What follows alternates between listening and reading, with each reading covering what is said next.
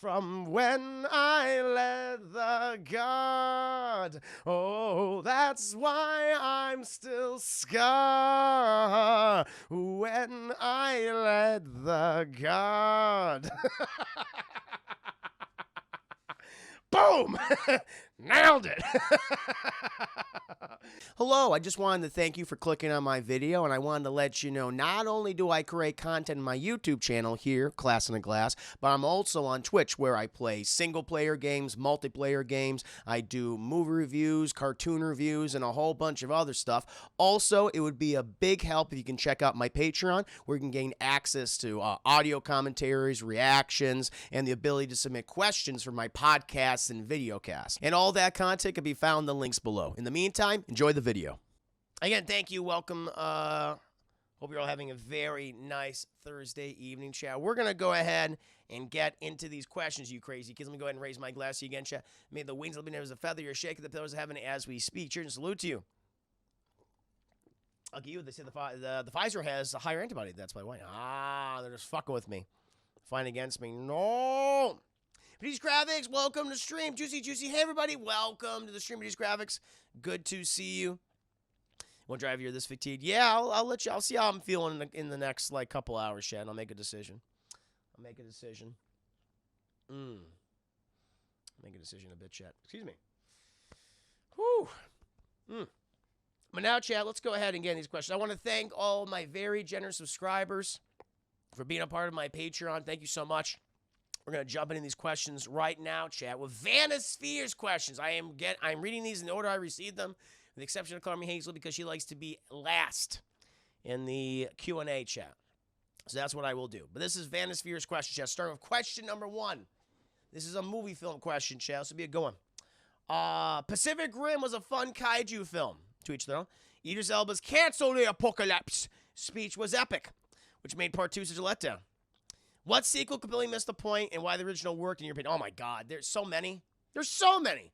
So many. You know, the one I instantly thought of, Chad, even though I'm not the biggest fan of the first film. I think the first film was fine, but Speed, Chad, with Keanu Reeves and what's her name? Not Hilary Swank, but the other one. That one. But the one with Keanu Reeves, Chad. And they did the sequel. It was like the whole premise is Dennis fucking Hopper's out of his goddamn mind. And he's setting up all these fucking bombs and, you know, like around the city, chat. Thank you, Dave Manson, for the 100 biddies. Hope you're doing very well. Sandra Bullock, chat. Nailed it. Thank you, DD Darkside. Thank you, awesome. Sandra Bullock. So, you know, you had this whole premise where, you know, you had the fucking Dennis Hopper, crazy, set up all these fucking bombs over the goddamn city. Elevators, subways, buses and shit, chat. Puts on a bus. And the thing is, the bomb is connected to, like, the speedometer, right? And if you go below, like, what is it, 40 miles per hour, 50, 60 miles per hour, then you'll explode. It's like, that's a cool premise, right? It's like, yeah, it's, you know, it's like, okay, it's chaotic. You gotta do that. Like, whatever the fuck's in front of you, you gotta get out of the fucking way, or we go boom, boom, boom, go through all the killing people. You know, it's like, okay, I mean, it's a nice thriller. I give it like a matinee, chat. It's a very entertaining matinee action thriller, right? And then they did the sequel, chat, where they did not bring Keanu Reeves. Keanu Reeves is like, nah, fuck, I ain't coming back. And they brought back Sandra Bullock, chat. It was called Speed 2 Cruise Control. And the vehicle was a cruise liner, chat, like a ship. The thing is, I mean, I guess ships can move fast, but when you're, like, you know, in the movie itself, it looks like it's moving fucking slow. And it was very lame and boring. Like, the whole idea, I think a big reason why Speed was so interesting, chat, because you're on a fucking, you know, bus surrounded by people, traffic, all that. There's just a lot of obstacles in front of you. You know, there's a lot of risk, a lot of threat. And this one's just a boat in the middle of a fucking ocean. Yeah, you have the ending scene when the boat crashes in, but it looks dumb. It was dumb then, it's dumb now. That just really is like, yeah, you completely missed the point. You know, there's no really, like, threat there. It was really dumb. Some ones that are more personally connected, that I'm personally connected to, chat. Indiana Jones and the Kingdom of the Crystal Skull. And, you know, this was the movie where I realized Spielberg had lost a step. You know, it sounds like, oh, he's not the same filmmaker he used to be. And, you know, it's like when you compare it to the original 3 films, chat, like when you think of those original movies, you know, Temple of Doom, yeah, it has its faults. There's no doubt about that. Especially when you have Kate Capshaw just screeching the whole goddamn time. Completely fucking useless. I agree with that. And, you know, some of the more offensive racial things in that movie, too. But what those movies, I think for the most part, those 3 movies are very good. Aesthetically, they all felt very similar to each other. And when I look at something like Kingdom of the Crystal Skull, it just feels like Spielberg became one of those directors that's like, yeah, I don't care if this movie matches the aesthetic of those original 3 movies I did. He's very much, Spielberg I think is very much like George Lucas or Ridley Scott, or James Cameron to a degree, where he's like, well, since technology has changed, I don't need to adhere to those more realistic practical effects that I did in those movies. That's all they could do back in the day. It's that they had to use. When you look at something like Indiana Jones, like, yeah, the story sucks and a lot of the characters sucks and they're over the top. But the thing that really just stands out to me is just like a lot of the action scenes. And you look at all the stuff that, like, how CGI heavy that was. Like, they're in a CGI jungle with CGI monkey shit and CGI aliens, and it's just like it has nothing aesthetically similar to those original 3 films. And I make the comparison too. Like, look at something like there's another one, Chad. Look at like Ridley Scott's Prometheus and Alien Covenant. When you compare those 2 movies to Alien, they have very little in common aesthetically. Like, why is everyone so fucking? Why is it so futuristic looking in Prometheus and Covenant, and yet in Alien things feel like it's a dingy, dark, dystopian future, Chad? It's a very dirty future. Everything feels well, like used. But when you'll go to Alien Covenant or Prometheus, everything's on fucking touchscreens. We got holograms everywhere. It's like, where the fuck did this come from? It doesn't make any fucking sense. And I think it applies to Indiana Jones, where just the aesthetic, like, everything is CGI. It doesn't look real. Whereas in the original Indiana Jones films, that looks real. It looks practical. Like, I can touch that effect. I can touch that snake. And this is a CGI snake. And this is fucking CGI ants. Or it's CGI monkeys swinging with Shia LaBeouf through a CGI forest jungle. It's just like, wow, you completely miss one of the biggest charms of the Indiana Jones series. And so Kingdom of the Crystal Skull has always been like, I was excited when it was like, yes, fucking here we go. Hey, it's older Indy, but that's okay. He's on another fucking adventure in his twilight years. This will be great. And it was one of the most disappointing fucking movies I'd ever seen. That thing was like, oh my God. It was just weird and awkward. I remember when I was in the theater, people were like kind of clapping a little bit at the end, but it was like, yeah, I was thoroughly disappointed. Chat, in the Crystal Skull. And yeah, throw in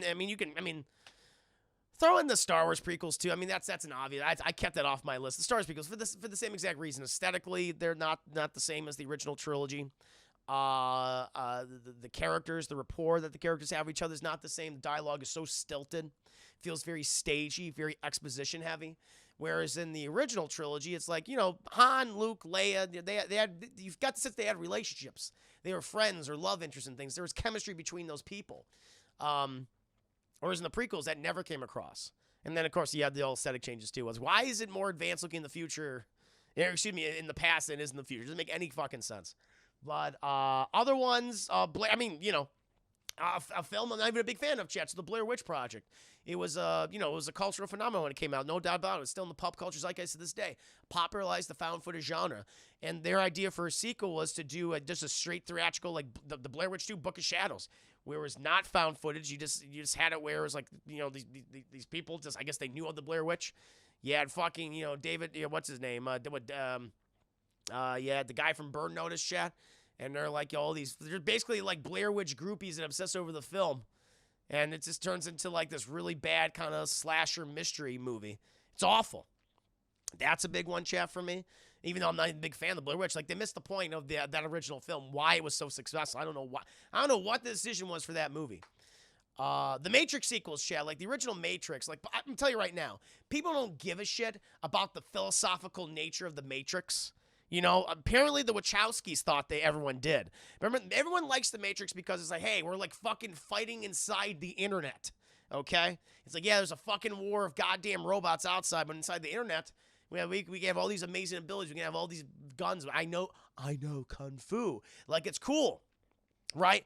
But then the sequels are like, let's just talk about the philosophical nature. And I remember, I know this shit.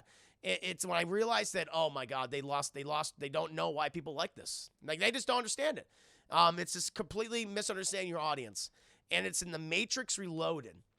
Not even Reloaded and Revelations are both awful films. Like, Reloaded has the whole cool, semi scene on the road, on the highway. That's great. But other than that, it's a shitty movie. But I remember the scene when you had the, what's his name? The guy who's the Mavagilion. What the hell's that guy's name, Chad? The guy has like a weird fucking fake French name or whatever. You know, he serves no fucking purpose. He's just the philosopher guy, and he goes on and on and on and on about this fucking cherry pie, and how, you know, the Merovingian. I don't even know how to say the word. It's stupid. The fact that I can't fucking say it says everything you need to know that you don't. This was not needed. The Merovingian.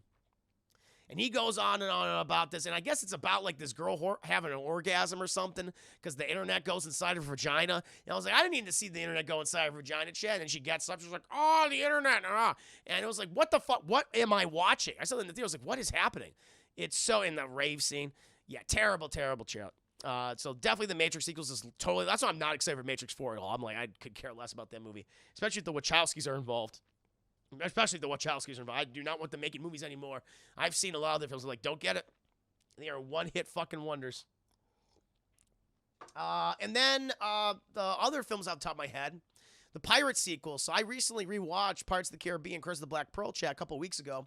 Did it for a spoiler review, a scene by scene breakdown. The first Pirates movie is great. It's just a wonderful swashbuckling, you know, adventure, you know, featuring all these rogues. Feels like it's almost inspired by something like Raiders of the Lost Ark or those, you know, action adventure films from the 70s or 80s. Just has it with, you know, the big budget special effects of the early 2000s. And the thing that I really dislike the sequels. I know some people like really love Dead Man's Chest. I do not. I think what happened in those movies is that it was two things. One, they became so exposition heavy. And the other thing is that all the characters were like never friends again, which is weird to me. So at the end of the movie, like Elizabeth, William Turner, and Jack Sparrow, they're all pretty much friends and working together at the end of the movie. You know, like a whole thing where Will like sacrificed everything to save Jack. I think is great. Like they went through this adversity with each other for so long, but they came out, you know, better people, and they understand each other, and they were friends. And then throughout all the rest of the fucking movies, especially the sequel, they all hate each other again. I was like, this fucking sucks. And that really, really lost me. And so it's the exposition-heavy nature and Dead Man, you know, the whole Davy Jones thing, and, you know, I mean, interesting design, but just a shitty character, especially compared to Barbossa. And the fact that no one likes each other, everyone's betrayed each other. That was a huge mistake. You still like to see? Yeah, see, there you go. M. Xavier's a big fan of the second one. I'm not. I don't like the second one. I especially don't like the third one. And the other ones is like, who cares? So those are a couple of the ones off the top of my head, chat. So the Speed 2, Cruise Control, Indiana Jones, King of the Crystal Skull, prequels, obviously. Blair Witch 2, Book of Shadows, Matrix sequels, Pirate sequels. What about the rest of you guys? Like a film that, hey, you loved, this initial movie is so good, and the sequels clearly lost the fucking plot and totally misunderstood what people enjoyed about that original movie. Yeah. Aliens 3 and 4. Yeah, it's true. I mean, you know, with Aliens 3, it's like don't kill off, you know, beloved characters before the opening credit, or within the credits themselves, the opening credits. Stupid.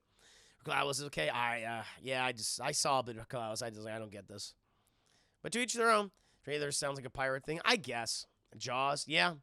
Well, Jaws is just more Jaws. It's just more shark attacking people. They just got progressively more cheaper looking.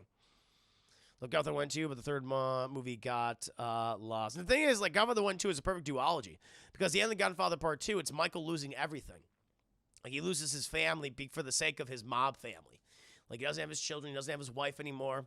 And the perfect ending of that whole series is just him, like, sitting there alone, you know, on his Nevada compound, just like that as an older man. And then they just did the third one. It was like, yeah, this wasn't really needed. Halloween, sure.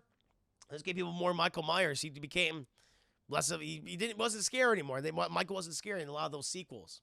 I think the only time Michael's been scary since then is since 2018's film. They're like, okay, we're gonna make him scary. We're gonna make him a fucking threat. Yeah.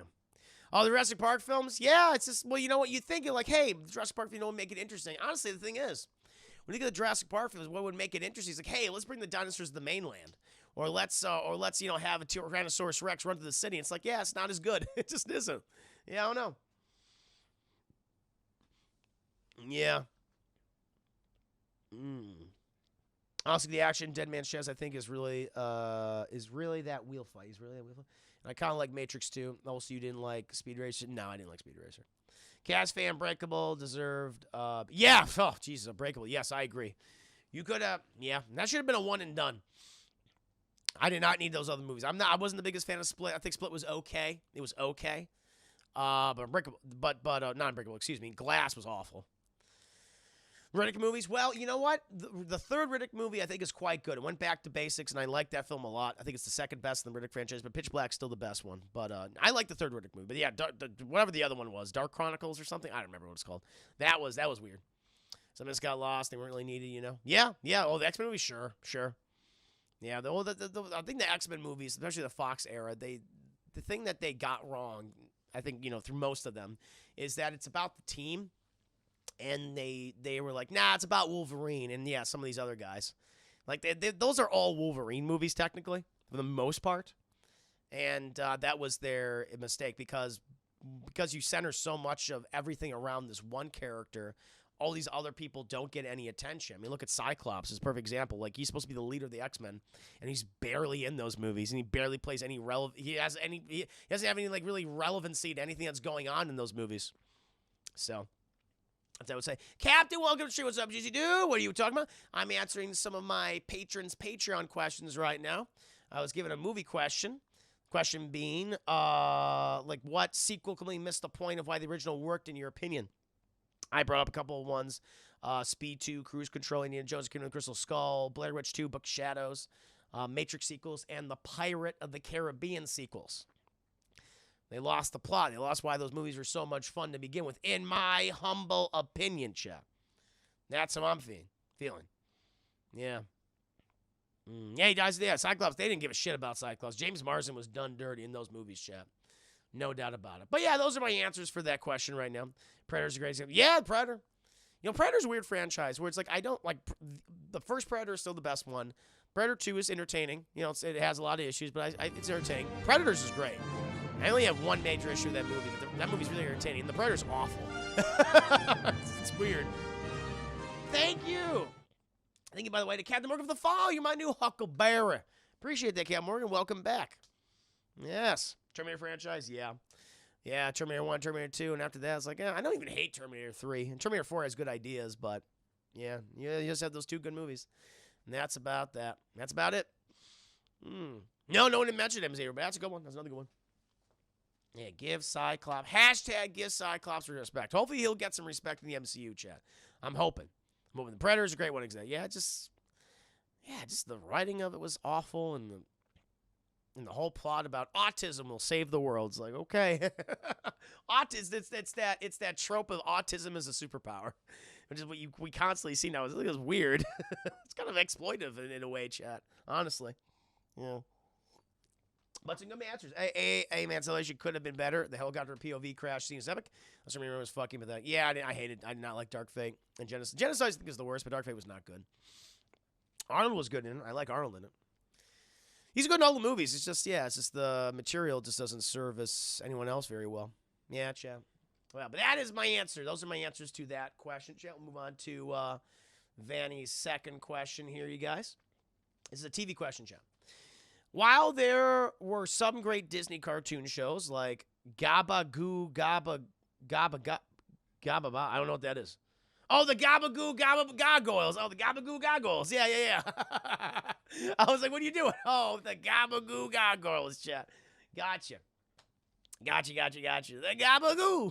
That's what I used to say for goggles at the time. That's a nice little callback there. But Gargoyles, chat, and DuckTales, woohoo. They were also something I really didn't care for, like Tailspin. I actually don't mean...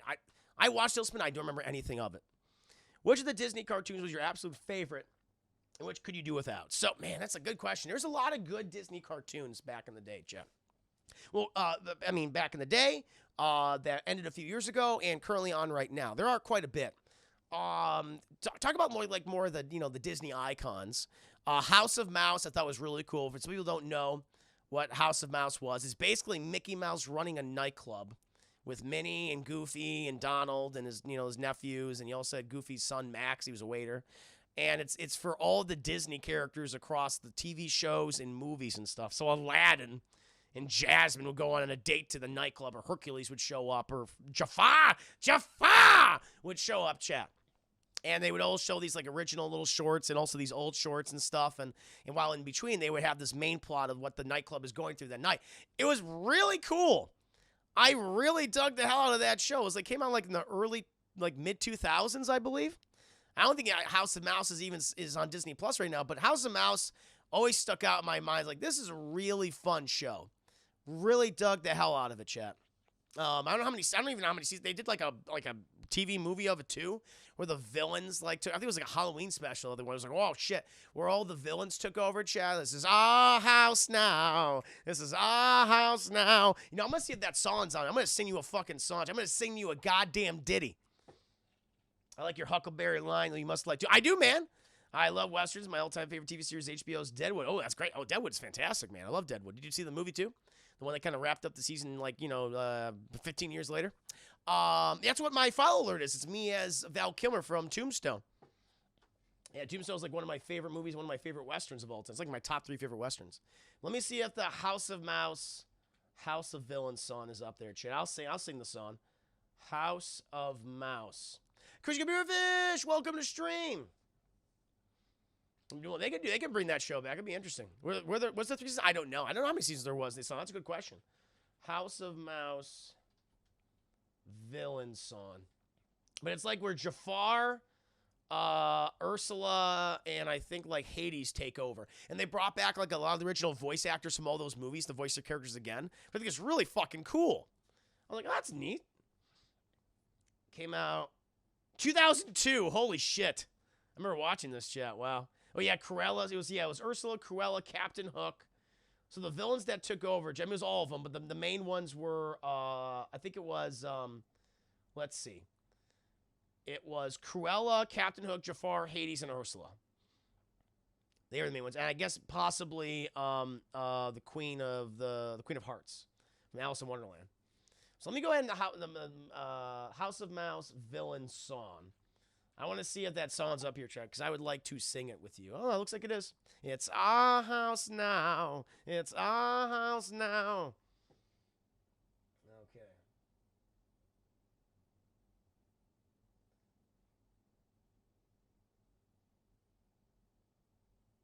See, this is more of like a talking type song. I'm going to try to do this, chat. I'm going to do the lyrics. This is the lyrics. The lyrics of the song, chat. Starts with Jafar, Prince Abu. It's midnight. I've got a trick for Mickey Mouse. Sorry, Minnie, but we don't want to be dull villains on Halloween. Okay, everyone. Huh? Okay, everyone. Huh? Now's the time to change your pace. Lights out. Huh? What the? Right you are, Mickey. It's Halloween, you know, and with just the right touch, this could be quite the place full of wholesome, happy faces, handing out killing time where everyone's a friend of mine. Inside this evil joint, every guest gets to the point. The day will live in infamy. The House of Mouse is history. It's our house now. It's our house now. It's the fact you can't ignore. Shut the windows, lock the doors. It's our house now. Raise your mugs, you thieves and thugs. Join the rebel rousing crowd. It's our house now. All the coolest cats fit in so perfectly. Every evil queen gets due respect. Love your work. You forget your troubles. Put your trust in me. You've had your fun, you've made your play, but every rodent has his day. It's our house now, down and dirty. It's our house now. Me Hardy, what a place for breaking bread. Hate your neighbors, off of their heads. It's our house now. What a party! Join the fun with no regrets. Only greedy, dirty deeds are allowed. And get those puppies. Game over, Mickey. Hit the road, Minnie. Take a hike, chickies. It's our house now. Don't bother coming back. It's our house now. It's our house now. There you go. Nia Brownie. What is happening here? Hey, Christopher. Hey, Christopher. Hey, Tuesday again. How you doing? Hard hands, Nia Brownie. I'm singing the House of Mouse. House of Villains song from the 2002 film Mickey's House of Mouse, House of Villains, the Halloween special that came out. He was always trying to go over the House of Mouse. Pete was always trying to do that. Hell, Scrooge tried to take over. What Scrooge? Scrooge McDuck. He tried to do that. Oh, my God. Oh. There you go, Chad. Fuck yeah, I did have Val Kim or something else. I love him in The Doors, even though that film is nothing more than a psychedelic version of Oliver Stone. I love the way he shot the film, but I hate how he depicted Jim and the rest of the band. He took some bastard-sized liberties in the film. Doors is my all-time favorite band. What kind of music are you? Oh, man.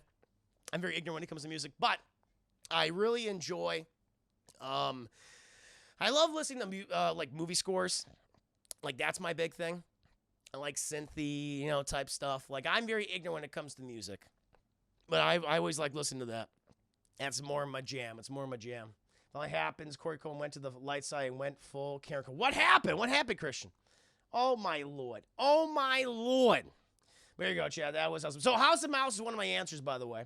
House of Mouse. Let me get to some of the other answers right here. There's some other ones. Yeah, I'll continue reading some of these, chat. What else we got here? Oh, so there's these new Mickey Mouse shorts, chat, which are fucking hilarious. They're so goddamn funny. Have you seen like these new Mickey? So they like a couple of years ago they started coming out with these new Mickey Mouse shorts, which is done in like the old designs, like like Steamboat Willie, and they were very mostly they were just focused on the animation and like this music. But then as they continued on, they got really fucking weird, and I love it for that. Like, there's some really disturbing. So, like, I'm find this. There's this compilation video, chat. There's this one of my favorite scene that kills me every fucking time I see it. There's this wonderful like Mickey Mouse. Let me see if I can get up here. Mickey Mouse shorts. There's some really funny stuff. Let's see if I can find it, chat. Oh, here it is. I can't show too much of this because I will get in trouble. Of course. But let me go ahead and play some of these for you guys right now. I'm going to try to get in there. So, let's see what we can do. I'm going to add a new scene. Scene 6 here. You won't see anything here, chat, but that's on purpose. That is on purpose, my friends. That is on purpose.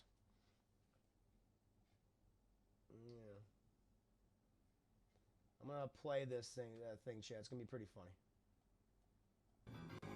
There it is.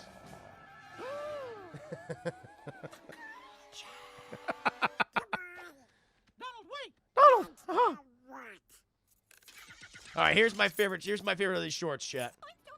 It's right here. So it's when fucking Mickey and Minnie are losing their goddamn minds. And it's the funniest thing ever.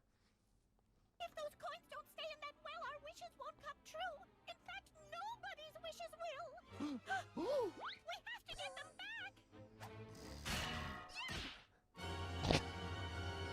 What happened? What happened?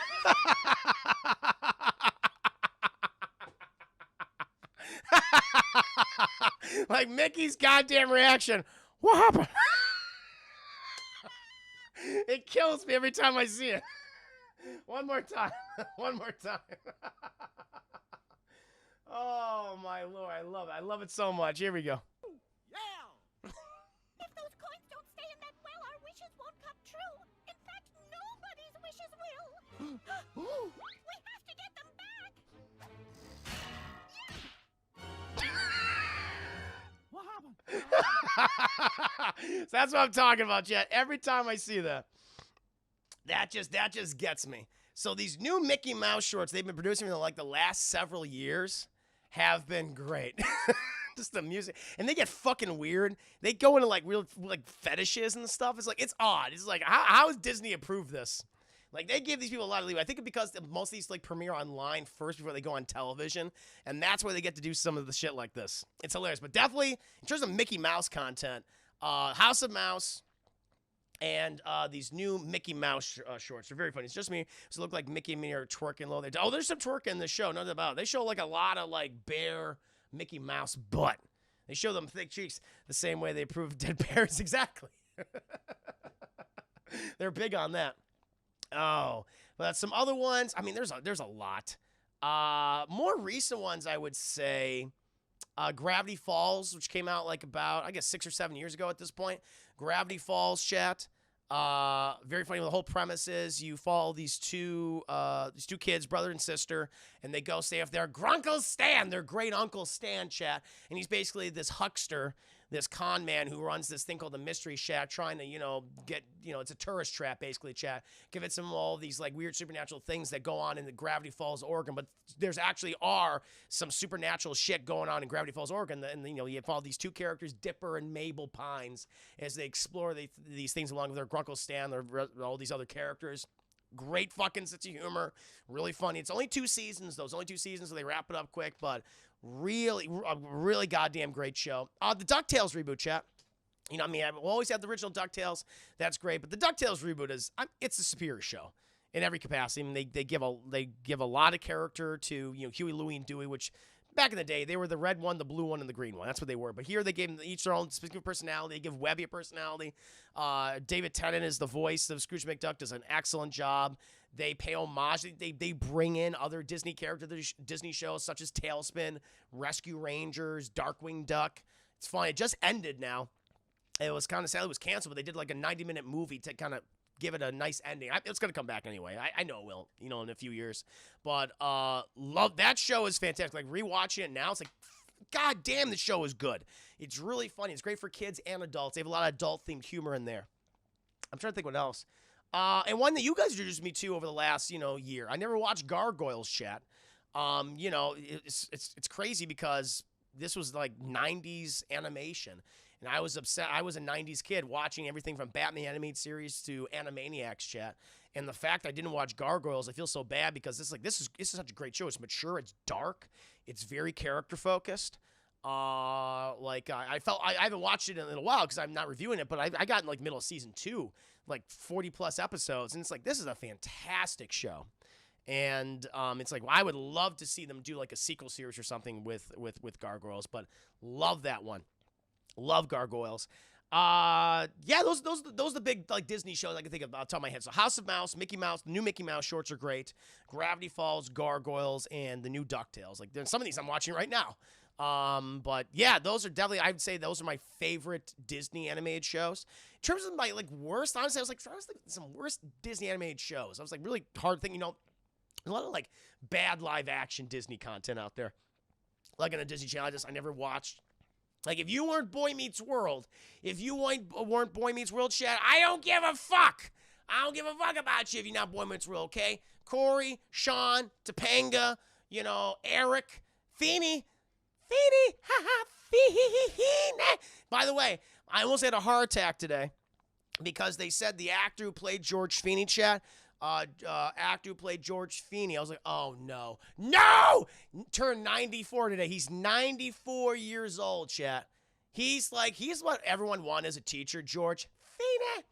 I should just have a Boy Meets World show, chat. We just talk about Boy Meets World all day.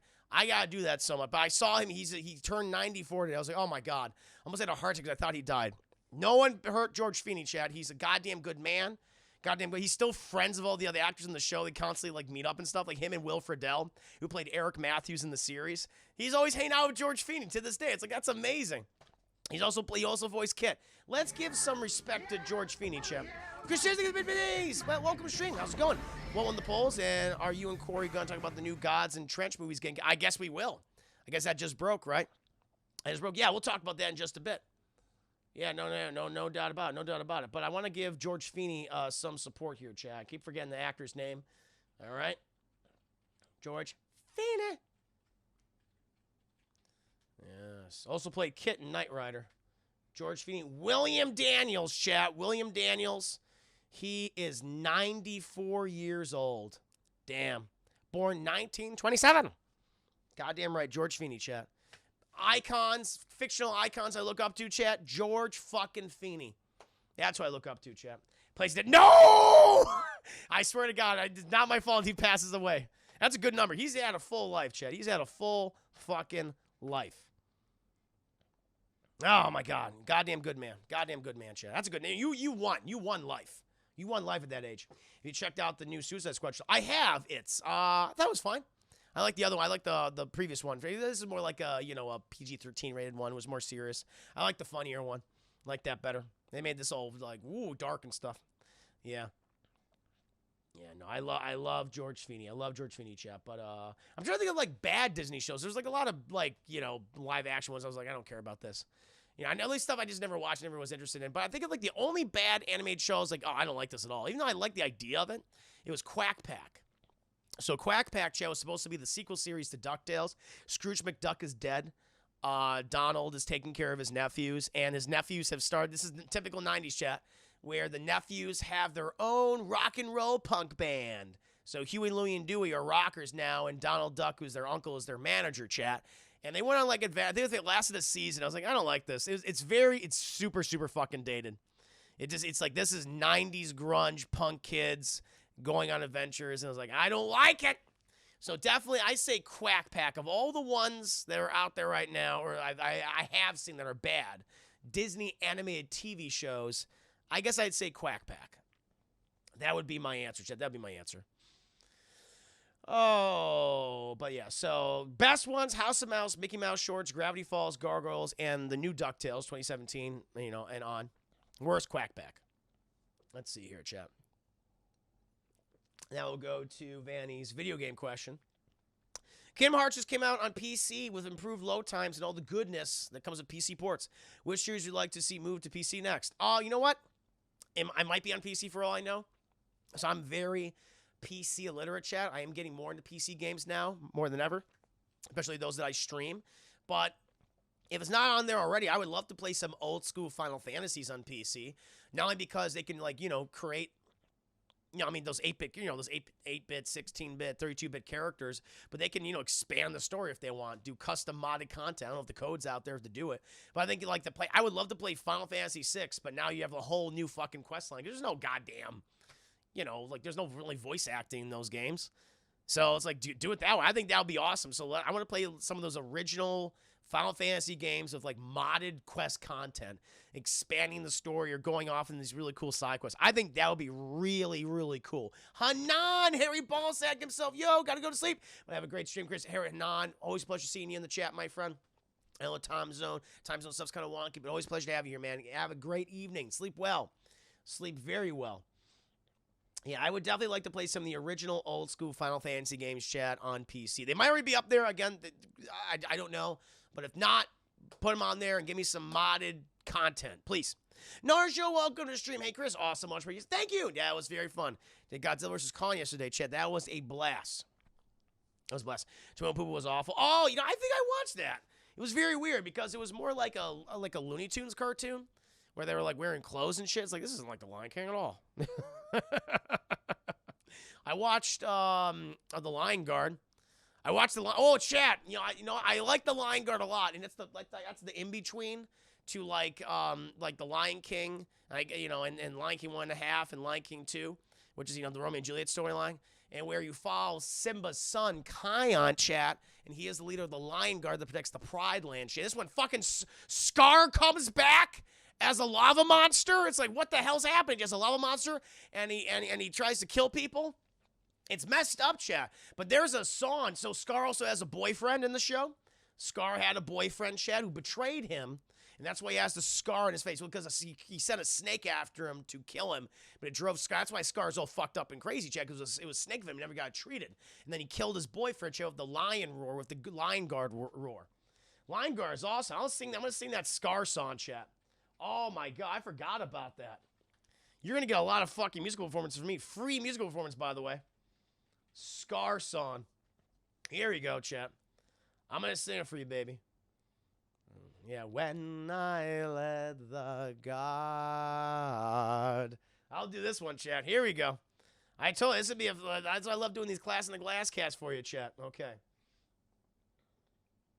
All right, here, check out. When I was the Lion Guard's fiercest, I took most patrols on my own. So when I met this strange lion, his boyfriend, I had no fear of being alone. He said he had wisdom and power, and the most powerful should be king. With help from me and my roar, he and I could rule everything. I found his idea intriguing. The most powerful lion was me, but the strange lion was scheming and had a friend I didn't see. That's how I got my scar when I led the guard. The line would cure the snake's venom as long as I did what he said. But I lost control in rage. I roared and killed them instead. I expected to be praised near and far for stopping that traitorous thing. But Mufasa just nicknamed me Scar. And I knew he shouldn't be king. That's when I became Scar. When I led the guard. My first plot for vengeance was spoiled when I lost the roar. My second plan later succeeded. Mufasa was king no more. If not for that miserable Simba, I'd have ruled Pride Rock to this day. But now it is time for Simba and Kion to pay. That's why I am still Scar. From when I led the guard. Oh, that's why I'm still Scar. When I led the guard. Boom! Nailed it. Oh, I exited out by accident. Shit. No, exit out. I gotta get my stuff back. Hold on. Oh, Lord, oh, Lord, oh, Lord. Let me get it back, Jen. My apologies. Oh, no. Oh, no. This is the karaoke. Yes, it is. Needs more Nazi. I know. Be prepared. Be good and stay safe, Juice. I got to dip out. As Daddy was calling, keep it up, and I'll see you later on the other shows. Yeah, that's right, man. Yep. Please do. Oh, my Lord. So I hope you liked that one, chat. That was fun. Nice twerk in the cast. I love it. But yeah, to answer your question, video game question, Final Fantasy for PC. This is a content creator question from Vanny. At what point did you realize, yeah, I could do this full time? Was it a slow build up? Did you have a certain quota? Or just fuck it, let's do this. This combination of things. Number one, I says I want to be able to earn enough where I could support myself for a living. So pay my rent, pay my utilities, pay my insurances, chat, that kind of thing, groceries. Like that was some of the necessary things I needed. I was able to afford this through my Twitch channel and through my Patreon chat. Thankfully, that's doing it right now. So what I earned through Double Toast as well. Like those have been the big things that have really helped. But also the other part of it was like I just wasn't happy in my day job. I was like, you know what, fuck, I have enough money saved up where it's like if I have to fall back on the savings, and I will. Thankfully, I've not had to do that, chat, at all. I just been living off of what I've been earning so far from your guys' generous donations. So thank you so much for being, a subscriber on my Twitch channel or Patreon. It really has significantly helped, chat. It makes me, I'm able to do this because of you guys. So that was the big reasons. I wanted to have enough where I wanted to at least know I had enough where I could pay off most things. But also just because it was for my own mental and physical health. But right now, I've been able to afford everything, which has been absolutely amazing. Missing Target, welcome to stream. Hope you're doing very well. I'm just currently answering my patrons' Patreon questions right now for those who are subscribed. Thank you. Welcome. We're doing very well. So that's what it was. It was for the point where I know I could afford a lot of the stuff that I need to live, and also just so I wouldn't go crazy.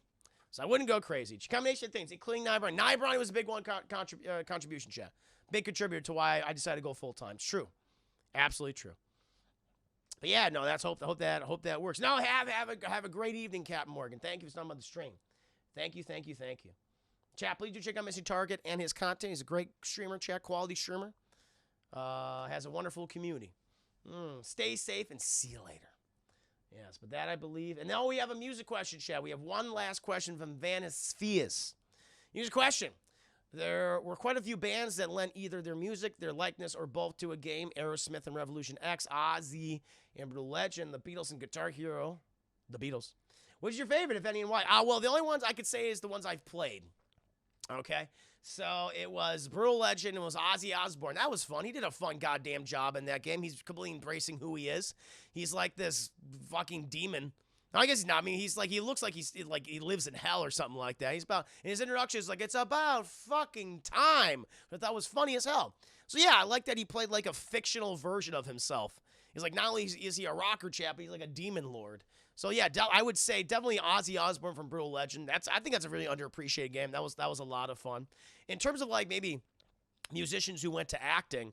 I always say, chat, I've always said it before, David Bowie as the Goblin King in Labyrinth, chat. As we all know, that is his best role and also best music, chat, as the Goblin King. I don't know what else he did in his career, but I think that is decisively his best work across the spectrum of content he's created throughout his entire career, Chad. His Goblin King with the big, huge peen and codpiece. We're in agreement. Excellent. Then with Sharon. He just wanted to get away from her. Yeah. To answer your question, Ozzy Osbourne from Brutal Legend. No question. I thought he was a lot of fun in that. That was a good time. So, Vanny, that's the last of Vanna's viewers' questions. Vanny, I hope you like those answers. Thank you for submitting those questions. Hope I gave you some robust, very thorough, thick, girthy, well-endowed, curvaceous answers, as I like to do. Well, what about David Bowie and David Cage's? I never saw that. I don't know. Now we can move on to Austin's questions, though. LL Cool J's a shark. Hat like a shark's fin. That is also true. That he's the second. So it goes David Bowie, the Goblin King, and then LL Cool J, Deep Blue Sea. Hat like a shark's fin, Chad. He actually turns into a shark in the movie. It's true. Watch the movie. Now we're going to move on to Austin's questions. Again, Vanny, thank you for being a subscriber on my Patreon. Appreciate your generosity. This is Austin's questions, Chad. Question 1. What are video games that you can never beat, or were you always stuck on one part where you were younger? Younger. I'll tell you right now. Sekiro, Shadows Die Twice, chat. The goddamn monkey. That goddamn albino great ape, chat. The white ape. I could not beat him.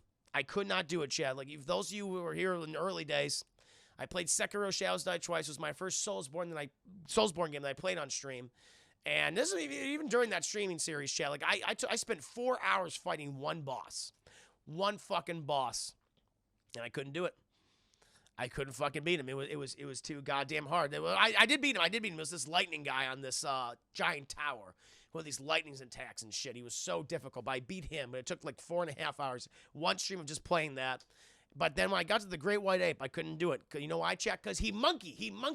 And the thing is, like, you can beat him, but he has two phases. So you beat him the first time, kill him, but then he resurrects himself, Chat, because he has a giant fucking hentai worm living inside of him, and it controls his body and picks up his own head, and he starts farting and shitting on me, and he kills me with poison.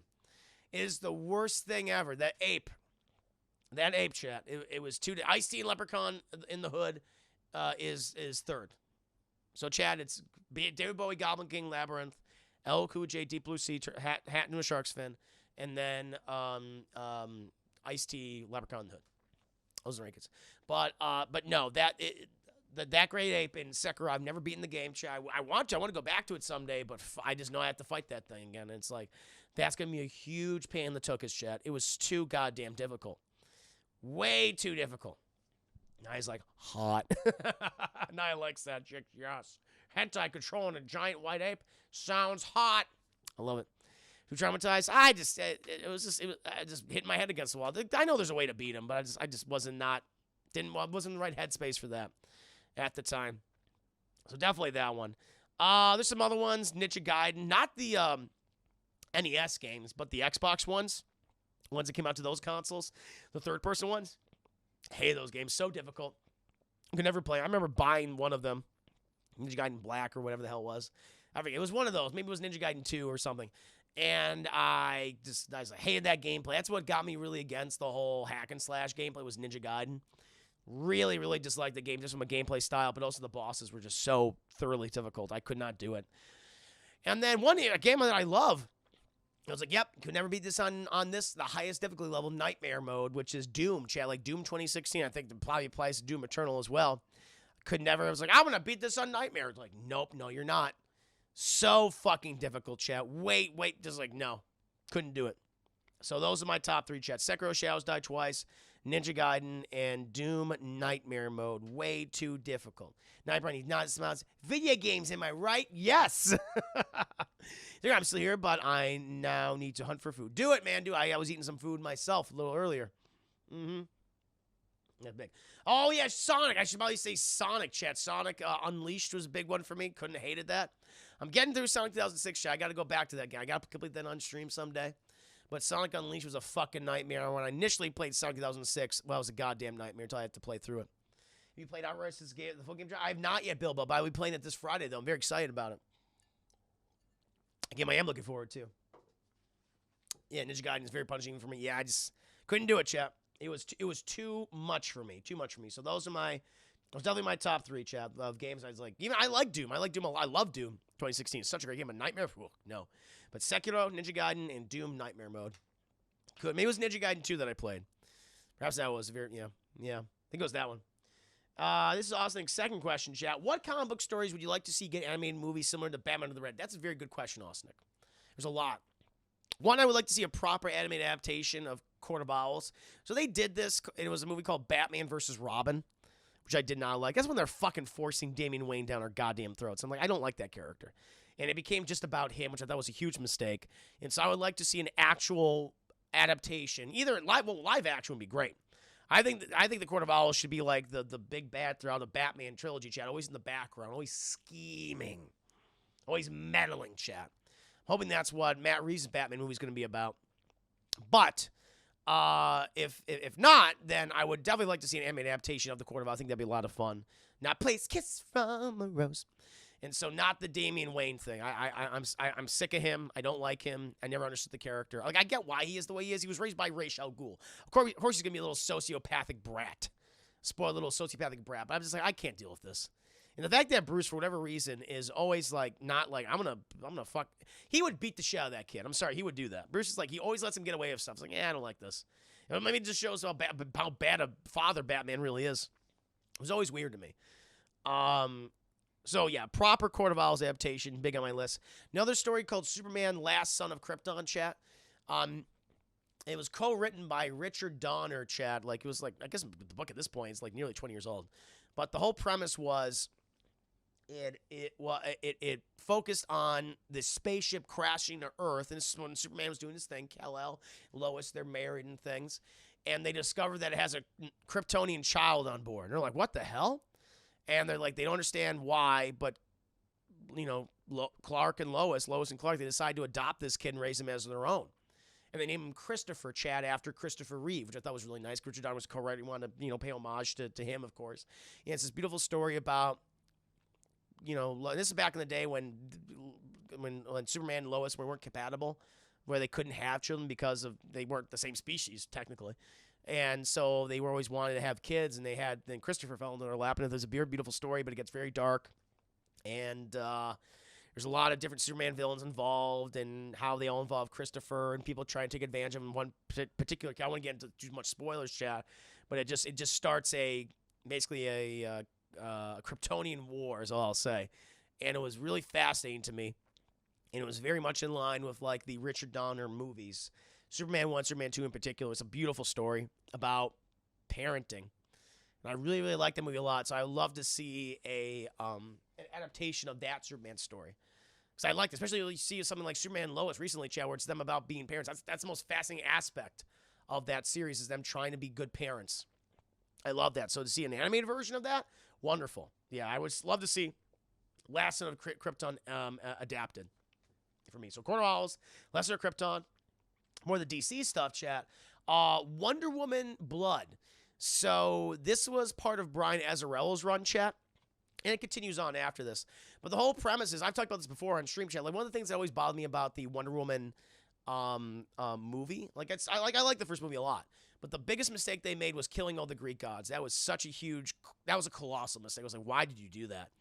And what I love about this particular book is that it basically sets Wonder Woman up as this in-between with the modern world, you know, like DC proper, and also the Greek mythology, chat, like the gods. They're still around, but how do they operate now in modern day? And they go into all that shit, chat, with Ares and Poseidon and Zeus and Hades, and it's fascinating. And I was like, that's what you do. So she's like this ambassador between worlds, trying to keep all the fucking Greek gods from just causing total devastation, all these demigods, total devastation across the fucking world. It's really, really cool. And the main premise is that Zeus is still doing his thing, chat, where he's just constantly fucking everybody. And he goes after this one woman, chat. This one woman who was like a waitress at a dive bar. They have a one-night stand. She gets pregnant. She doesn't realize she's pregnant with a fucking demigod. and then Wonder Woman has to take care of her. And it's like, I got to protect this kid, and I got to make sure this kid is raised right so he doesn't turn into like a dick like his father. It's a wonderful story. So if they would ever want to do something like that, perfect. Yeah, Wonder Woman Blood would be really, really interesting to see. That would be big. That would be big with me. Moving on to like Marvel stuff, I would love. I mean, since we're never going to get that Kraven's Last Hunt adaptation, I would love to see an animated version of Spider-Man Kraven's Last Hunt show where Kraven Hunter's like, fuck it. This is going to be like, I'm going to go after Spider-Man. I'm suicidal. I want to prove to him that I'm an even better Spider-Man than he is, and I'm going to stop all these villains for him. Which inevitably is like, after he buries Spider-Man in a grave for 2 weeks, and Spider-Man forces himself out of there and goes to confront Kraven, but Kraven's been pretending to be Spider-Man for like all this period of time. He's like, I got nothing to prove to you, man. I'm better than you. And then they're at the end of the book chat. Kraven, this is the two endings in the book. Karen puts a fucking shotgun in his mouth and blows his brains out. And Spider-Man, who's married to Mary Jane at this point, doesn't know where the hell her husband is. He just comes home. There's like torrential downpours. He goes to this window, this all emaciated and fucked up, and they just collapse in each other's arms and cry. Like, that's what I want to see. So do that. Other animated adaptation, chat, the Hobgoblin Saga. So I'm a big Spider-Man, like 80s Spider-Man fan. And one of the characters introduced in the 80s was the Hobgoblin chat. After the Green Goblin had died, Norman Osborn had died. Harry, I don't think at this point either he was or he was not the Green Goblin. He was, I don't know. Introduced a new character, the Hobgoblin chat, and the whole big mystery around him, know who the fuck he was. And he tried to basically set up shop in New York, be this, crime overlord, chat is fucking people up all the time. Like, who is this guy? And he was during the 80s, he was Spider-Man's biggest foe. And sadly, it ended in disappointment when you find out who he really was. But if they want to change it up and do it proper, that would be amazing to me to do an actual Hobgoblin, animated adaptation where Spider has to go up against this guy, doesn't know who the hell he is, but he's someone he is personally, Spider-Man's, close group of friends. That would be cool for me. So, Batman Court of Owls, Superman Last Son of Krypton, Wonder Woman Blood, Kraven's Last Hunt, and the Hobgoblin. So, what about the rest of you guys? Anyone in particular? Is there a comic or cartoon out there? Superman and Lois do have a biological kid, but it's deformed and freakish looking because they're two different species. What? No, I did not know that. I didn't know. I'm not aware. That sounds awful. They do have a kid now named Jonathan in the comics, or they did. I don't know. I don't know what the situation is with that. Yeah. I feel like there are too many Kraven events. There have been like 3 in the past. See, I don't even know. I haven't read any of those. I just don't even know about any of those. Green Lantern Blackest Night. See, I like that, but that's a lot of setup though. Because I was even thinking about putting the Sinestro Corps on the list. But I was like, there is so much history between Hal and Sinestro that is just, if you just did it automatically, there wouldn't be a lot to explore. I don't know. Secret Empire adaptation. Like, I'm with you, Austin Nick. Like, I would love that. Like, you have a Green Lantern animated filmography, but there's just so much you have to set up before we get to that big event. Luke Boss, I would say The Long Halloween, but they announced that, and I saw the voice cast for that. They have what is it? I mean, Troy Baker's gonna be doing the Joker. Makes sense. Jensen Ackles, who famously voiced the Red Hood, Jason Todd, he's gonna be voicing Batman. That looks really fun. I like what I'm seeing, so we'll see. I can see a couple Marvel comics get turned animated movies like Secret Empire, Secret Invasion, and Giant Size X-Men. Yeah, they really don't do too many animated Marvel movie adaptations. You like the Empire of Wakanda would be a great adaptation. Oh, see, I didn't even know about that. See, you're saying, I've been on all the Game of Comics for so long, Che. You're saying Intergalactic Empire of Wakanda? Whoa. I didn't know that was a fucking thing. That's really cool. That's really, really cool, chat. Nice. I love it. I love it, chat. Interesting. Jensen's voicing Batman should be interesting. Yeah, I'm looking forward to it.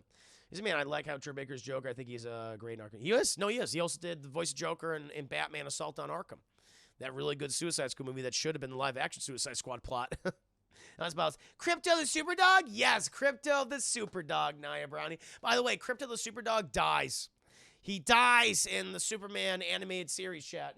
In the 3 episode pilot, he blows up. He gets blown up with Jor-El and Kar-El, what the hell the name was. Boom! No more puppy. And he was a puppy then too. He was a puppy. It's like, oh my fucking God. Mommy! I'm sorry. It's the truth. I just watched it. We watched it like a couple weeks ago. He got kaboomed. It was dark. I didn't like it yet. It made me sad.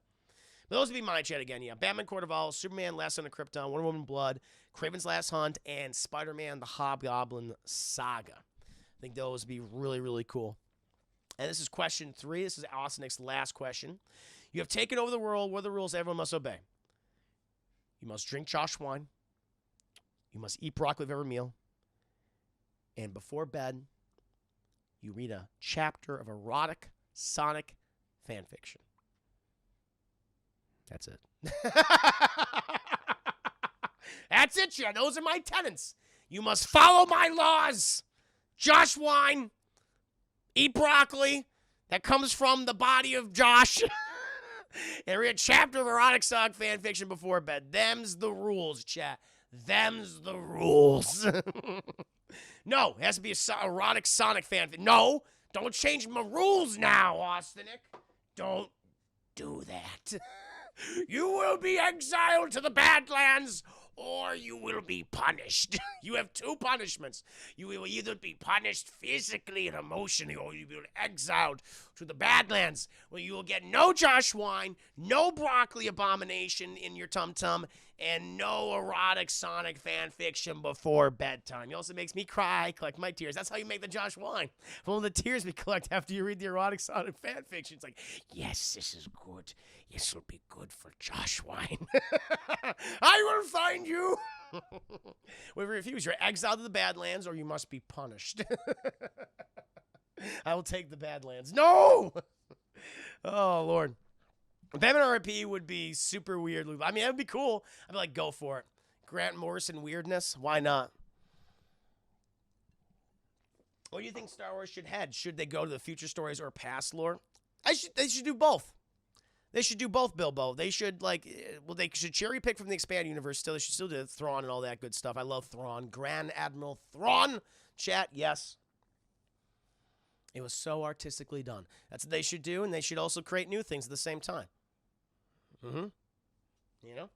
Keep it. I can't wait for the fucking Bad Batch, chat. We're going to react to that trailer tonight on Double Toasted. Super, super fucking cool. Actually, we might do it tonight. Now, Brownie, I'm now imagining a human tear farm like the blood bank in Daybreak. Exactly, that's how it would be. Except it would be like broccoli and Josh wine tears. I could get the rest of my life without seeing another Jedi and be completely happy. There you go. No more Jedi, chat. Boom. Oh. Those are my tenets, chat. You must drink Josh wine. You must eat broccoli with every meal and read a chapter of rock song fan fiction before bed. Dems the rules, or exiled to the Badlands, or you will be punished. And now, chat, we have gotten to the final questions of the evening. These are Color Me Hazel's questions, chat. She likes to be last, and therefore I'm going to make her last. This is her first question. By the way, Austin, thank you for being a subscriber to my Patreon. Appreciate that, and for your generosity. Excellent questions. Very fun. I hope you like the answers. And if not, forget about it. Or else. Trying a ship to the Badlands. Anyone else want to join me? Ooh! This is Color Me Hazel's first. Actually, I need alcohol for these. I need alcohols, chat. Stick around. Entertain yourselves amongst yourselves, chat. I'll be right back. Park your tukuses in your chairs. I'm coming back, baby. Alrighty. Maybe Sonic Roth has you can't take shit. No! Do it, also. It's fine. So this is Color Me Hazel's first question, chat. She's got some very thick, well-endowed, curvaceous, girthy, robust questions, chat. Pretty big. This is our first question. First question. What is your idea of a good date activity? I have a friend, let's call him Keith Urban, that had told me that his date with his girl. Keith Urban said he told this girl they were going to the beach, and I initially thought, oh, how fun, romantic. But get this. They got to the beach, and he told that girl they were going there to pick up trash on the beach. Well, now you're a trash girl. Now you're trash boy and trash girl. For the date, I told Keith Urban that picking up trash for a date was a bad idea, and if I were the girl, I'd be kind of upset and never talk to him again. Keith Urban told me that I was wrong and that picking up trash was a good idea. What do you think? Is picking up trash a good date activity or not? I can't believe I even have to get another person's opinion on this. So, first of all, what do I always tell you, chat? My most important fucking Uthradar, welcome to stream. We're talking about dating. And if it's a good date idea, first date, to go pick up trash. Answer your question. First of all, well, I would tell you, chat, honesty is the best policy, okay? You gotta be upfront with what you want to do with the person when you're going on dates, okay? First of all, if I'm going on a date, maybe it's a first date. I mean, I typically, I want to keep things simple because I want to get to know the person. So if I want to go on a first date, hey, let's get dinner. Let's sit down, talk, have some drinks, have a nice meal. That's what I think should be. I don't say dinner and movie. Don't forget the movie because you're just sitting there alone in the theater with a stranger.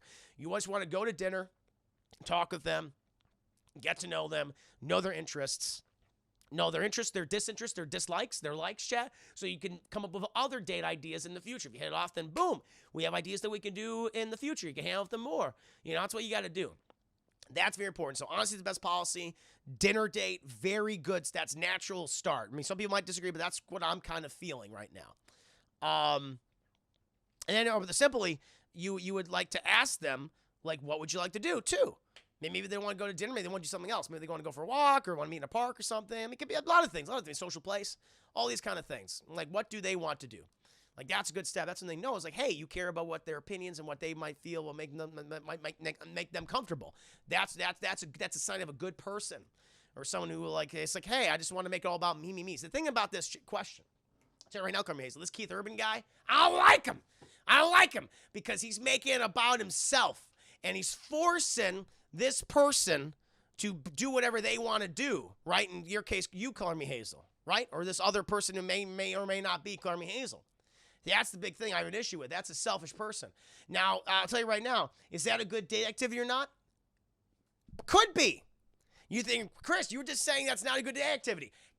You're not listening to me. Chat. The thing is, once you've gotten to know this person over time, you've gone on dinner dates, you've bonded, you've hung out, but then you realize, hey, we're into, environmental cleanliness. Let's go to the beach and participate and, clean up the beach. That's a good date because you're both on the same fucking page at that point. You both made a decision equally to do this together. This guy is forcing you to do this. So when someone is forcing you to do that, not a good date material. But when you both agree to do something like this, good date material because you're both on the same wavelength. You're both participating in the policy of honesty is the best policy. Okay? But in this case, in this scenario, no, not good first date because what he did, he's being manipulative and he's structuring everything around him and what he wants to do. So that's bullshit. Keith Urban did a bad job. You gotta be honest, chat. Dinner date's a good first thing to do. And then once you get to know the person during the dinner date, you can figure out other things to do. 3-step fucking process. 3-step process, chat. That's what I would do. Boom. Boom.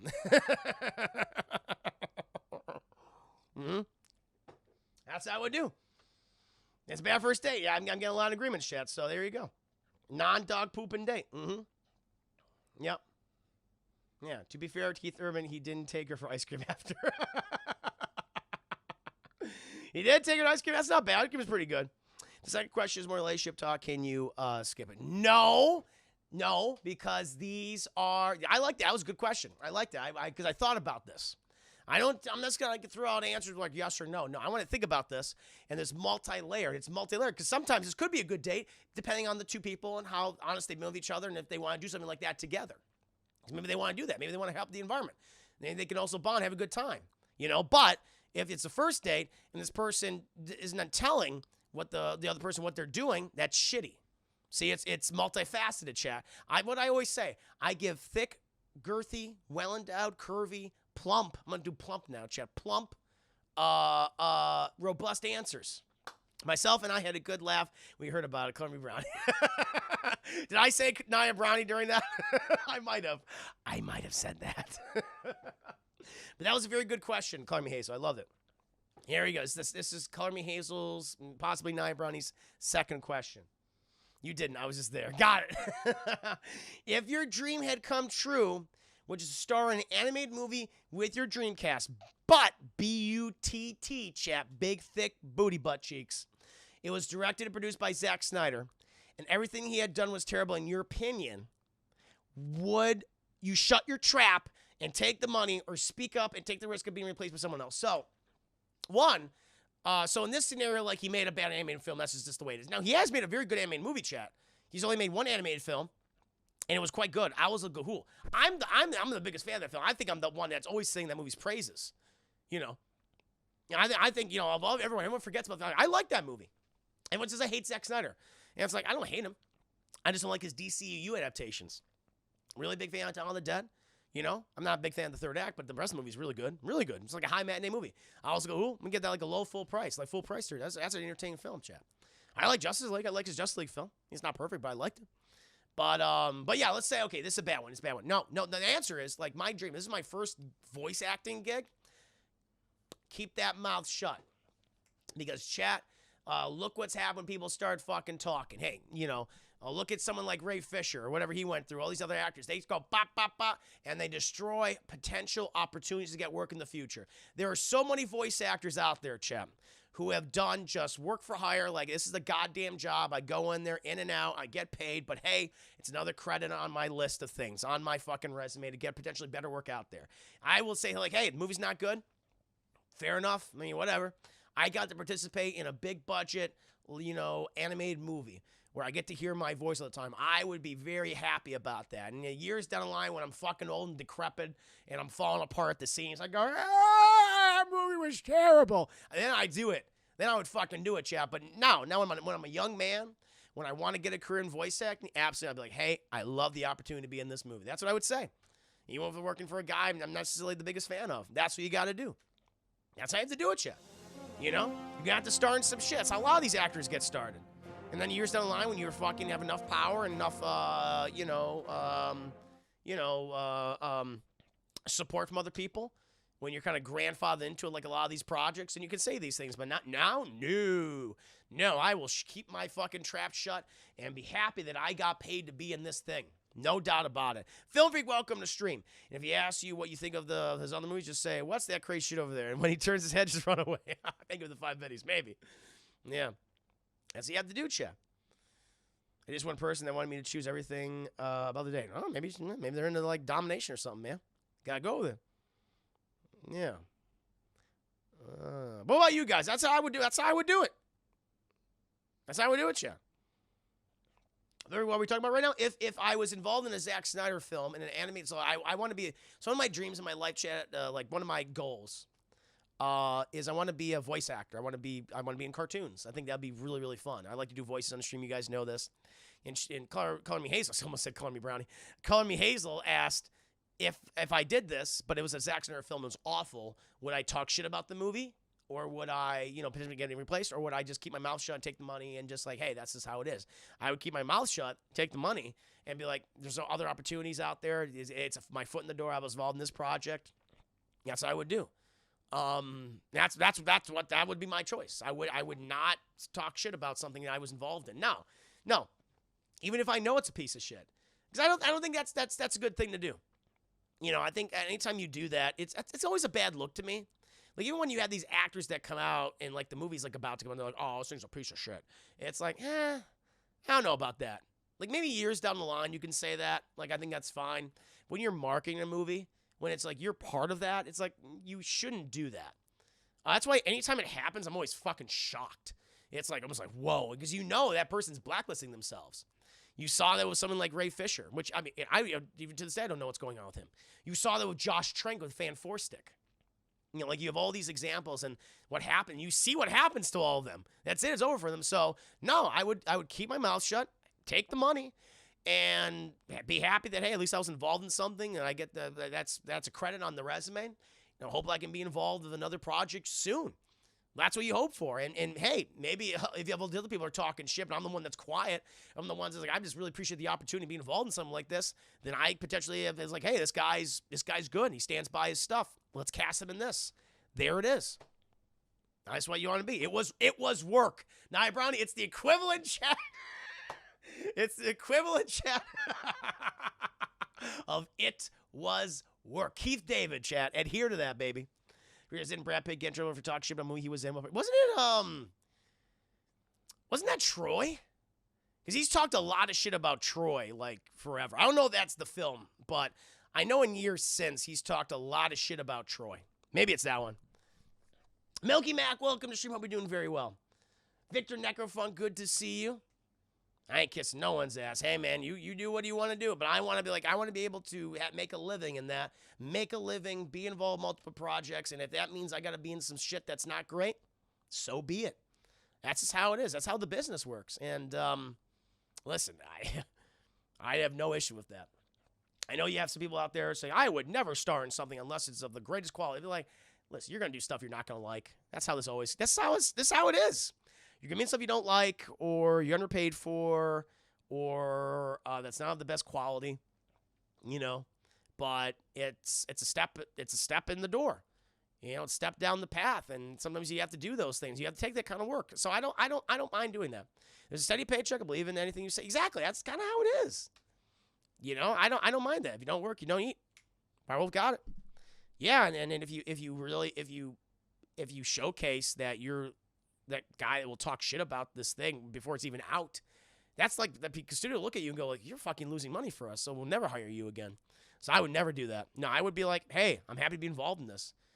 I'm very, very appreciative of the opportunity. I'm hoping it leads to even more things. That's what I would do.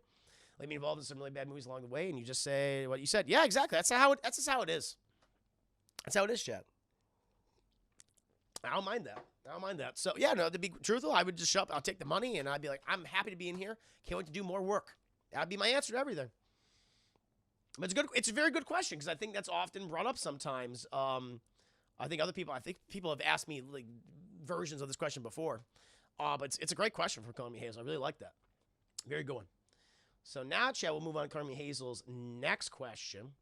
Now that Alex Bernal's taken over and is now editing your videos, you have more time to create more content.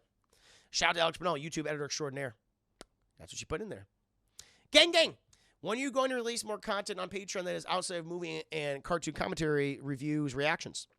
Are you going to release more content outside what you already do?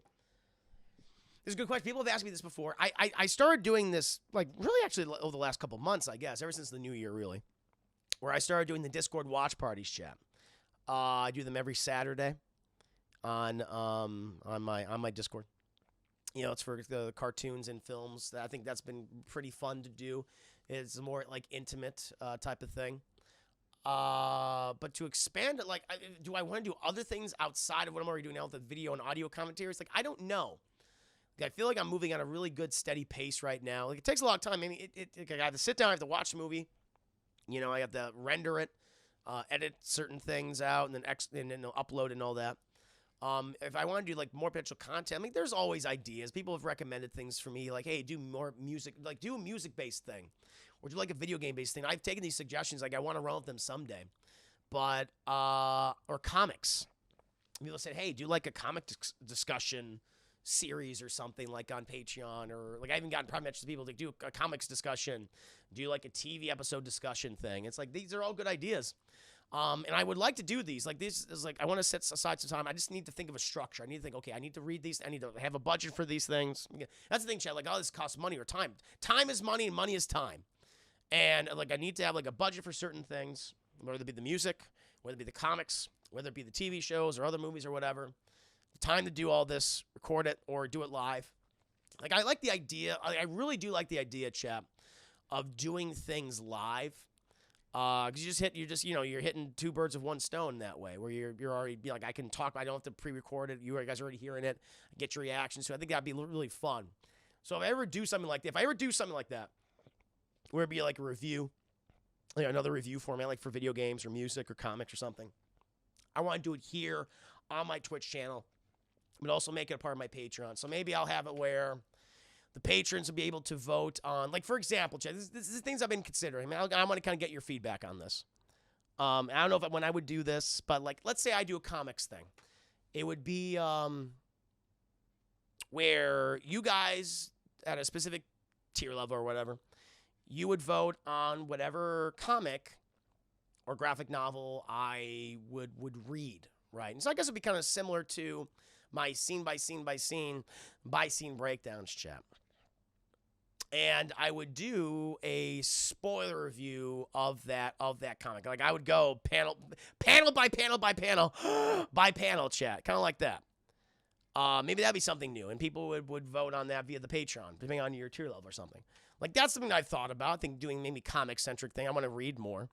Maybe I'd do, like, issue by issue or something like that. I think that could be fun. Be something a little different.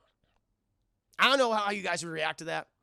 If that's something that you would like to see in the future, like comic stuff or, or music or TV. Like, I'm already doing the TV thing right now with the episodes. That's more like a Twitch-centric thing than a Patreon-centric thing. But that's kind of what I'm thinking. Like, if I ever did additional stuff on Patreon, it would either be, like, video game would be reserved to Twitch. So it would either be comic or music-based. Those would be the big porn reviews. I talked about those before. My scene by scene breakdowns of porn movies. Possibly. Maybe porn. So maybe it'll be music, porn, and comics chat. Something like that. Food review extravaganza. Watch me page by page. Yeah, exactly. Something like that, Devin. Like, seriously, welcome to stream, by the way, Devin. Hope you're doing very well. In case I miss anyone who's just coming in here right now, hope you're having a very nice Thursday afternoon. Just answering a question by Carmi Hazel. But, yeah, if I do something new, it would be maybe review-type stuff for music or comics connected to the Patreon, but be done live on my Twitch channel. But people would have the patrons would have control over what that content specifically is. That's what I would like to do. Porn, count me in, says Nia Brownie. This is scene by scene breakdown of his own Juicy Sonic fan. I might do that. Well, Chris said this during this reading. Yeah, what are you thinking, guys? Like, how do you feel about that? As potential new content. I have to work on it. I got to come up with a structure. I need to have, like, that reading time and, like, really work on it. And, maybe be like a comic. Instead of, like, graphic, it'll be like a comic by comic kind of thing. Yeah. About, like, marathons of stuff? Like, what do you mean by marathons? Devin says, love it, boss. Cool. Thank you, Devin. Yeah, I would either like music or see, the music, I don't even know how I would do it. Like, I wouldn't even know. It would just be reviews, I guess. I guess I'd listen to an album and discuss it with you guys. That could be something. I suppose. The music thing will be, I have to think about. The comic thing, I have a better idea what I would do with it. Almost among everything listed, only porn is heard. I was for anything involving Olympus Phil Collins. Yay! I would like that idea. Too tall says too tall. Yeah.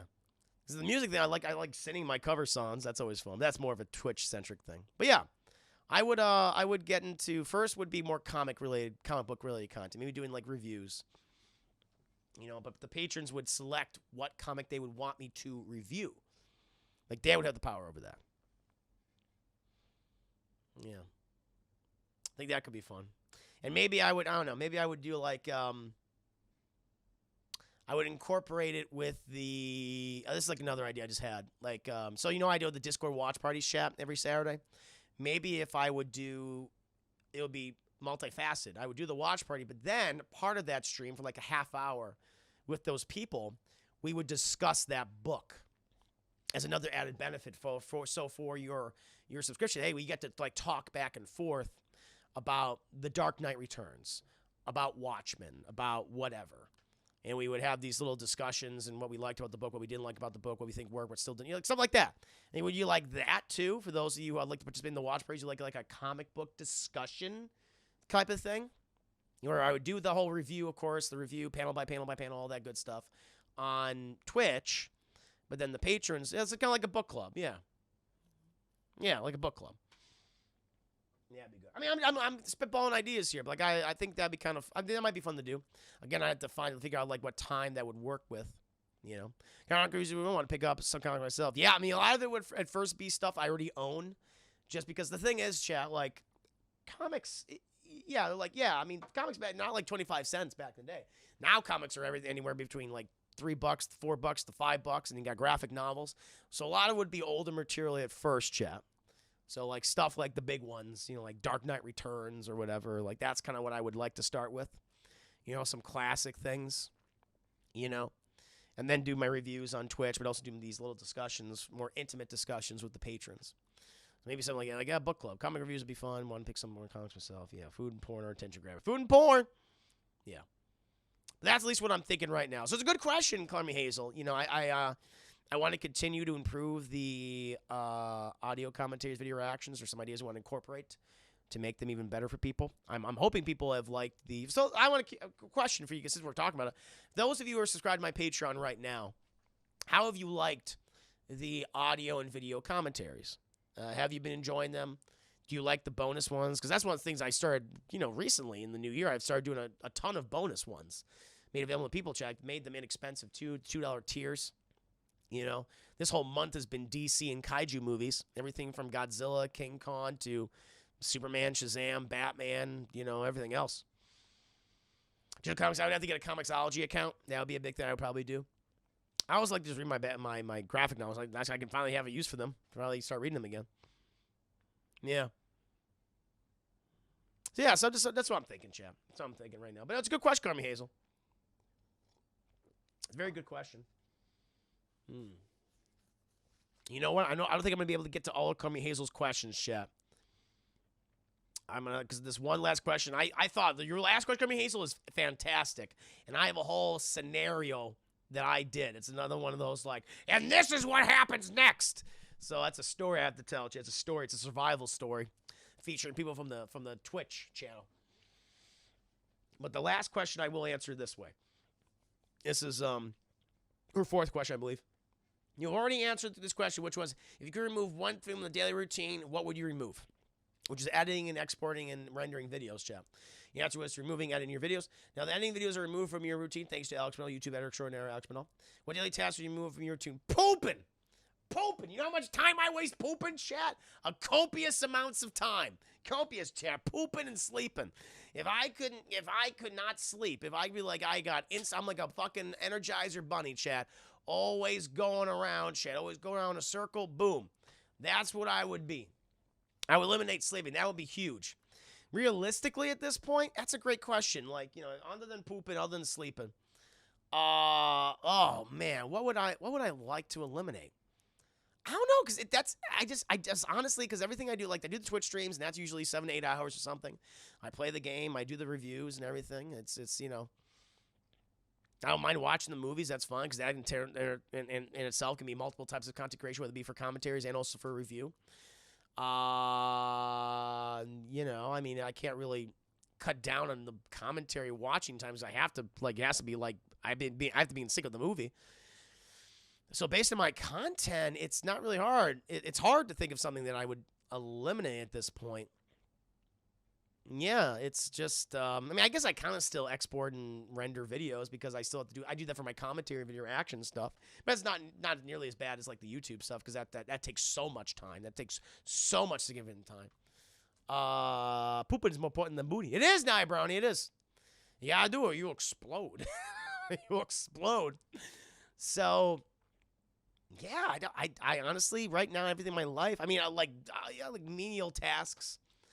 I gotta get my taxes done. The IRS will come after me, Chad. I'll fight against a lot of things, but the IRS, oh no, thank you. IRS is horrifying. Grocery shopping, stuff like this. It's I gotta do these. I gotta do errands. I guess errands, I know it's I need to do these things in order to live or to make myself more comfortable in where I live. But I could also I know I'm using that time I'm missing on content creation time. I think that's that's a big thing. But I need to do these things. These are necessary things. Or at least with the YouTube editing, like Alex Bernal has done a great job at, I was able to move that over to him to do, and it's made other things more convenient. So, but it's I couldn't I don't want to I want to send someone out to do my grocery shopping. I don't want to do anything like that. Wait, so you want to be like John Travolta in Phenomenon? Yes, just like that. Oh. Your target, wait, do I know the story? Everyone dies at the story. Everyone dies. Carmi Hazel said everyone must die at the end. So everyone's going to die. But I've incorporated multiple characters, multiple people from the I'll tell you this, chap. So my fake answer would be pooping and sleeping to eliminate from my daily schedule. But outside of pooping and outside of sleeping, chat, I don't know, maybe just I got to get on a better sleeping schedule. If I like to sleep in, and I got to wake up earlier to work on more things. Maybe I got to have a better sleeping schedule. So I don't know if that's answer the question, but I got to have a better sleeping pattern, because I stay up late to do the streams, chat. I stay up late. Usually I'm on like around like 6 to 2 in the morning. So I gotta get better about that. Dishes, yeah, I guess there's menial tasks. I don't know them. Just menial tasks, like, you know, the errands and stuff I would like to eliminate, but that's just how it is, sadly. The YouTube editing, moving that over to Alex Bernal has been very helpful. He's been doing a great job, and that's saved me a lot of time, a lot less stress. But to give you a preview, so I'm gonna answer this question next week, Chad, because I tell a tale. I tell a tall tale, Chad. And all I'll say is the people that are involved in this story are, of course, me, my sweet baby broccoli-eating boy Josh, Nia Brownie, Austinic, Alex Bernal, the Ed Man, DT Darkslayer, and Missing Target, Chad, possibly more, are involved in a tale of survival, betrayal, and cannibalism. That's what we'll get into next week, Chad. So that's a little preview. That's a little preview for you guys. Okay? Okay, Chris prep sleeping just like, oh, but I sleep so hard. Huh? And Firewolf, you're added to it too. I have some inspiration. You're going to be the Princess Mononoke of the tale, because you're wolves and she has wolves. That's how it is. And we set you on fire. It'll be wonderful. But until that time, I must bid you adieu. I gotta get going, you crazy kids. I gotta get going.